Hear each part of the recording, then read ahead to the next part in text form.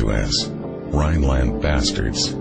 After the war, Rudin would be identified as one of the architects of the barbaric medical experiments that the Nazis carried out in their concentration camps. It may be possible that Hitler actually got the idea for concentration camps while studying the American eugenics movement.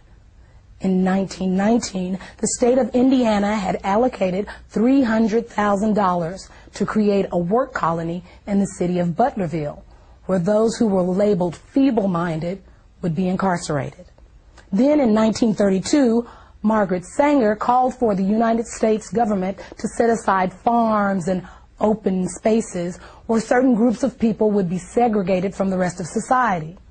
She proposed that, among others, the illiterate, the unemployed, and the poor should be forcibly kept in these areas until they developed what she called better moral conduct. It was later discovered that under the Indiana program, the state was allowed to label someone feeble-minded if they were poor or did not do well in school, or if the state considered them to be shiftless or have insufficient moral judgment. But it's important to understand that this Indiana campaign was not unlike those in other states. For example, a eugenics project conducted in Massachusetts during the late 1920s proposed sterilization for young girls who were diagnosed as defective, which could include being unwed and pregnant, financially poor, or if the state labeled them socially undesirable. In addition, boys as young as 14 could be castrated for showing signs of kleptomania or for exhibiting what was described as solitary behavior. In a single incident during 1935, the Nazis sterilized the children of over 600 German women because it was reported that those children had been fathered by black men. When news of this reached the United States, a member of the American Eugenics Society named Walter Ashby Plecker wrote a letter to the German Bureau of Human Betterment and Eugenics, praising them for the action and expressing his hope that not one child had been missed. 10 years earlier, Plecker had written that the black population was the greatest problem and most destructive force which confronts the white race and American civilization.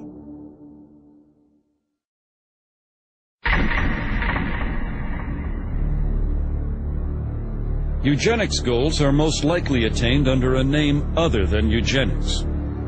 Frederick Osborne, President and founding member of the American Eugenics Society.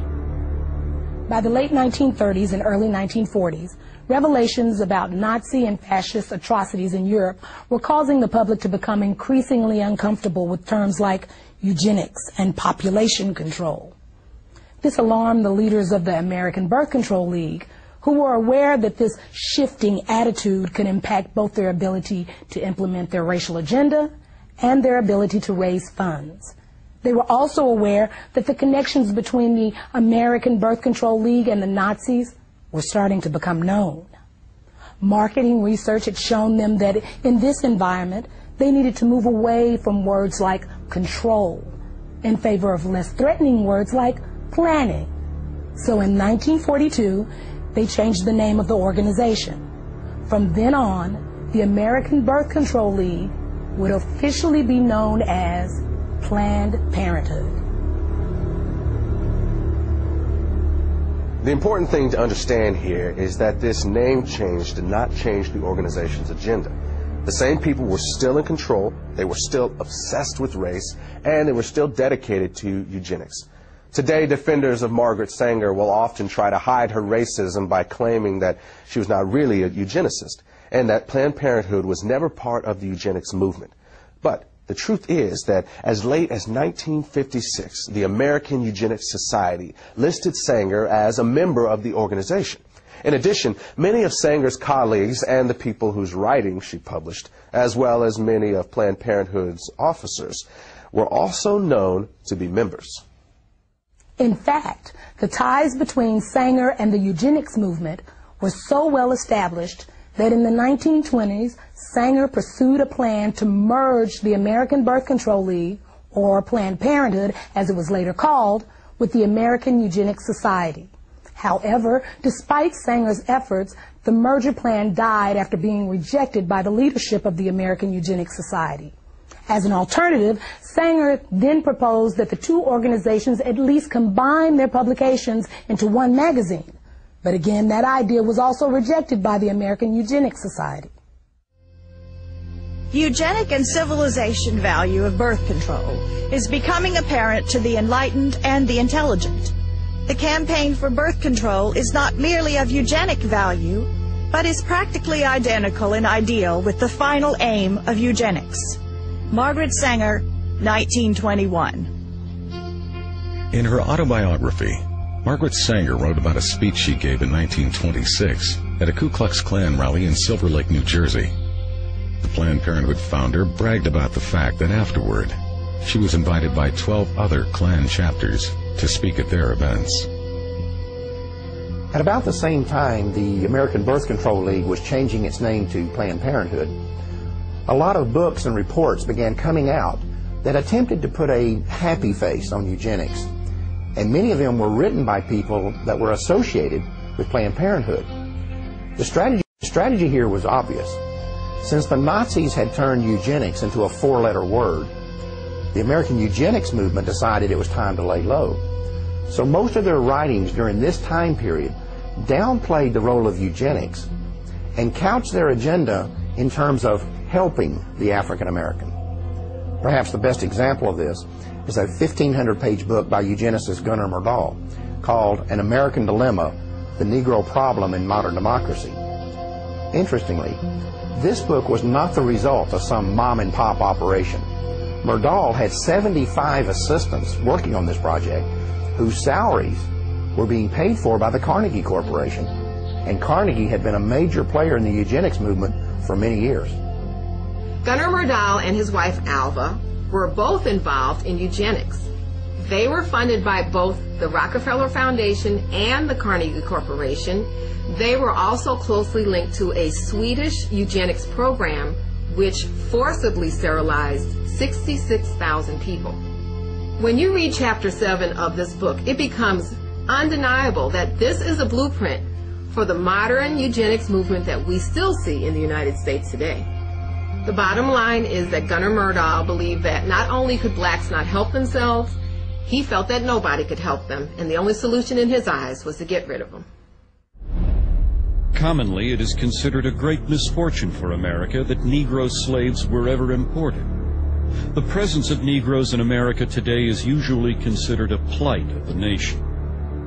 Chapter 7, page 167. All white Americans agree that if the Negro is to be eliminated, he must be eliminated slowly, so as not to hurt any living individual Negroes. Chapter 7, page 168. The only way possible of decreasing Negro population is by means of controlling fertility. Chapter 7, page 170. Birth control facilities could be extended relatively more to Negroes than to whites, since Negroes are more concentrated in the lower income and education classes. Chapter 7, page 176. One thing I find very revealing about Chapter 7 is the first paragraph. Myrdal uses U.S. Census Bureau figures to show that between 1790 and 1940, the black population in the United States increased 17 times. At the same time, those Census Bureau figures show that the white population increased 37 times. However, neither Myrdal nor any other eugenicist wrote anything about what to do about that part of the population that was increasing twice as fast as the black population. Gunnar Myrdal's book on how to resolve what he called the Negro Problem was published in 1944 by Harper & Brothers of New York. 4 years earlier, the same company, which is today known as HarperCollins, had also published a book by one of the founding members of the American Eugenics Society. At the time that Harper & Brothers published these books, its president was a man named Cass Canfield, who would later become the national president of Planned Parenthood.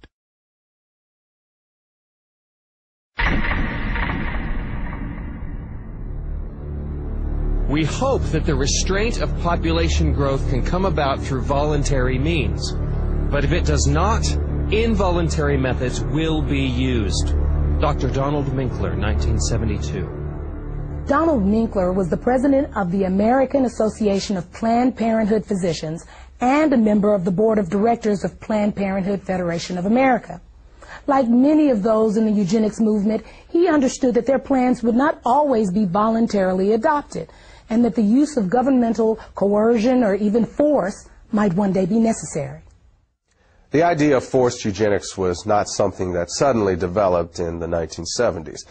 In a 1929 speech, American eugenicist Samuel Holmes had proposed that mandatory birth control should be used as a tool to eliminate what he called the menace to the white race that had been created by increases in black population. His solution was to have a quota system in which the right to have a child would be controlled by the government and determined by race. At the time, Holmes was on the National Council of the